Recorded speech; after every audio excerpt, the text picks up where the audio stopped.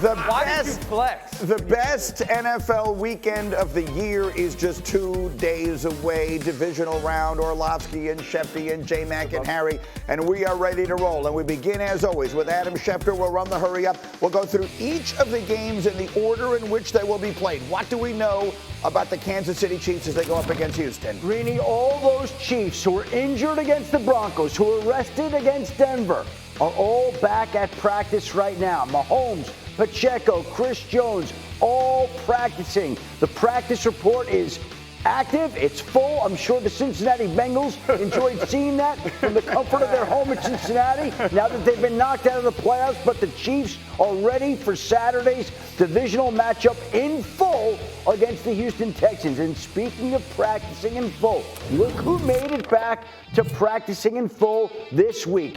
David Montgomery, the Lions running back, full participant in practice Wednesday, full participant in practice today, full participant and ready to go on Saturday against the Commanders. Dan Campbell has cleared him to go. That is a huge lift for the Lions offense. But on Sunday, the Philadelphia Eagles will be without their linebacker, Nakobe Dean, who they now have placed on IR after he suffered that devastating knee injury on Sunday against the Green Bay Packers. He's out for the year, and that means that they're going to have to rely on a lot of different linebackers. But one of the players that the Eagles are watching here is Jeremiah Trotter Jr. What a story that would be if the son of the Eagles' legendary linebacker could step in and help this team advance in the postseason. And the marquee matchup later on Sunday will feature the Ravens and Bills, and it looks like the Ravens could be without their standout wide receiver, Zay Flowers, who hurt his knee in the regular season finale against the Cleveland Browns,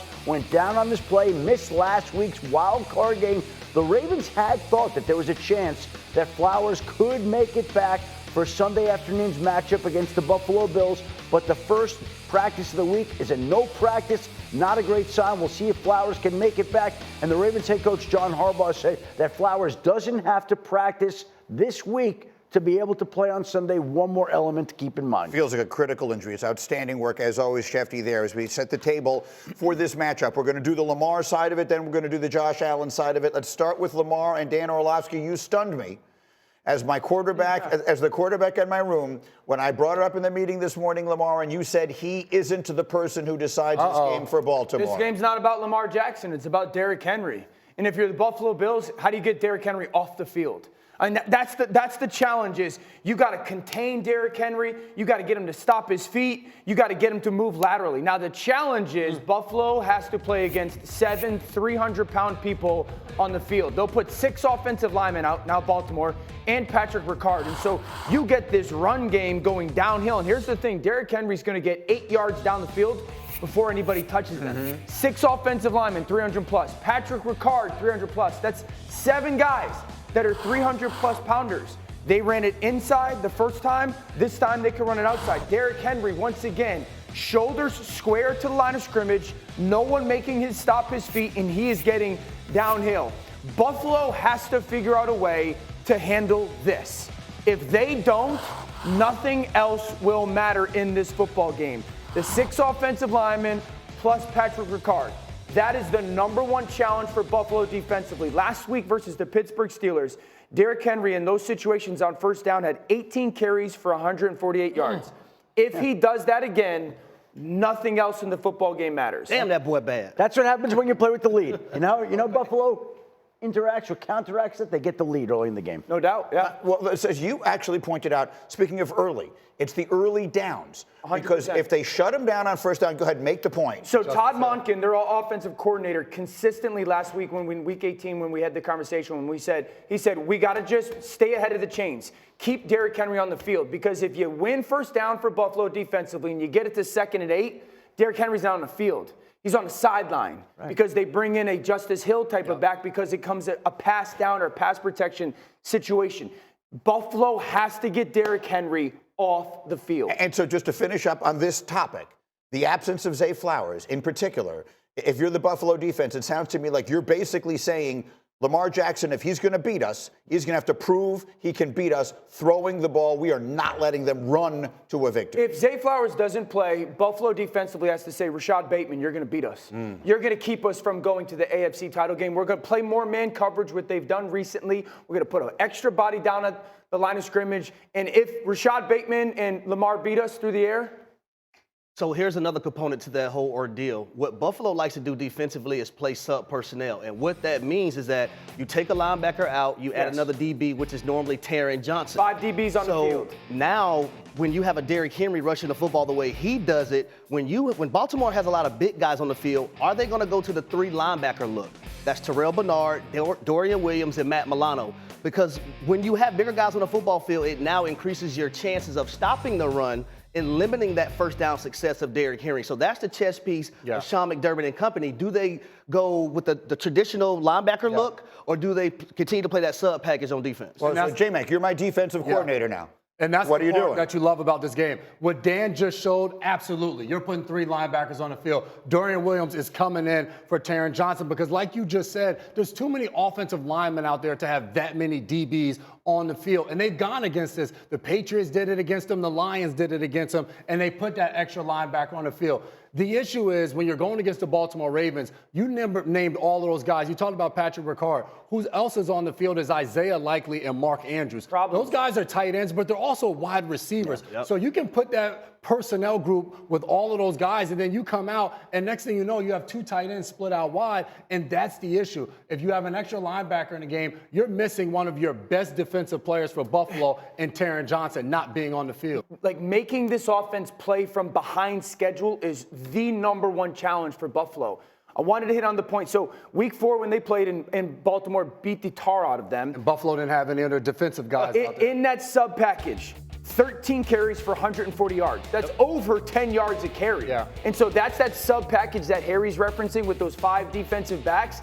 If they live in that, you don't have a chance. But every Buffalo Bills fan is at home and they're watching the show and they're like, the hell with Dan O is saying. We didn't have Terrell Bernard out there. We didn't have Matt Milano out there. Taylor Rapp went out with a concussion. Yes. But that first play of the game that we just showed, Derrick Henry running that football, me and J-Mac were just talking about it. So Baltimore went 2 receivers to the left side. And I was just telling J-Mac, why wouldn't you go corners over in that situation? Then you're playing man. And have a safety backside, because now they had Rasul Douglas backside, and he's the free man, and he's not going up to tackle no damn Derrick Henry one-on-one. Schefty, you and I, of course, do Sunday NFL Countdown together, and Rex Ryan said on the show this past weekend, there's only one coordinator in the league. We were talking about defenses. The only coordinator in the league who can stop Derrick Henry is Todd Monken. It's his own. It feels like when Derrick Henry gets going, they're almost unfairly good. Like, where do you go? And maybe the absence of Zay Flowers sort of diminishes that to some degree because they lose their most dynamic weapon on the outside. But that offense is, when he gets going, they're unstoppable. Of course, and that's why I would say the pressure to stop Derrick Henry is on Buffalo's offense, not its defense, because if the offense in Buffalo does its job and gets the lead, that's as good a chance as any of slowing down Derrick Henry. If the offense doesn't keep up, I don't care. They're putting the pressure on the defense, and it is hard to contain Derrick Henry for any defense when the Baltimore Ravens are playing with the lead. When they're playing with the lead, good luck. Good luck trying to stop them. It's very similar to what we watched Buffalo do against Denver last week when Buffalo had the ball for 41 minutes in that game. You know, that's that is the reality is you're not going to stop Derrick Henry. But the best way to contain him is to, 1, own the football on offense, and then 2, you got to be great on early downs tackling him, and then that spends his game on the sideline. I'm just curious, as a defensive guy, I've never been one, but as the game goes on, is it harder and harder to tackle a guy like Derrick Henry? Well, I don't want to tackle him from the opening play, but absolutely. And when you mix in the fact that it's going to be freezing out there, tackling a guy that big, that strong, that powerful, when the temperature's just dropping, yes, by the 4th quarter, he's just leaning on you in that type of power. And it's his 23rd carry, and you've tried to run to stop him 20 other times. And he ran you over twice, and you got to go back in the 3rd. Schefty, I'll tell you, I had a front row seat. when I played with Derrick Henry in Tennessee, and watching those secondary people take those mysterious angles so they didn't have to tackle Derrick Henry was unbelievable to me. Well, like Derrick, safeties. Derrick's It was even pissed off. linebackers at times. He's taking pissed off because you were watching instead of blocking. Hey. I was on the sideline. J-Mac, one of these. My feet. I saw I'm a cut blocker. You know that. I saw last week, I saw some mysterious angles from the Pittsburgh Steelers. 100%. There's no lies. And look, let's also We point may out, see that play a little later. Yeah. we haven't seen Derrick Henry in this offense. We have seen Derrick Henry take lesser offenses.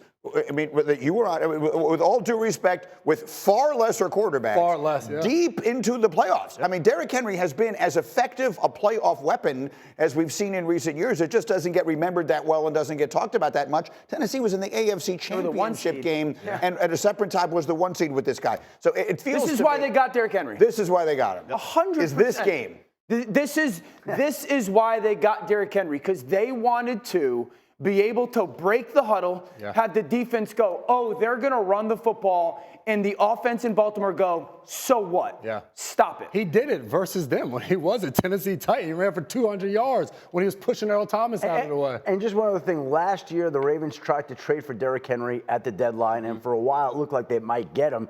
And I would argue that if they had gotten him last year, their chance of beating the Chiefs in the AFC Championship game certainly would have been enhanced. Well, they may have not forgotten to run the ball in that game if they had Derrick Henry. We'll see if they remember to do it this weekend.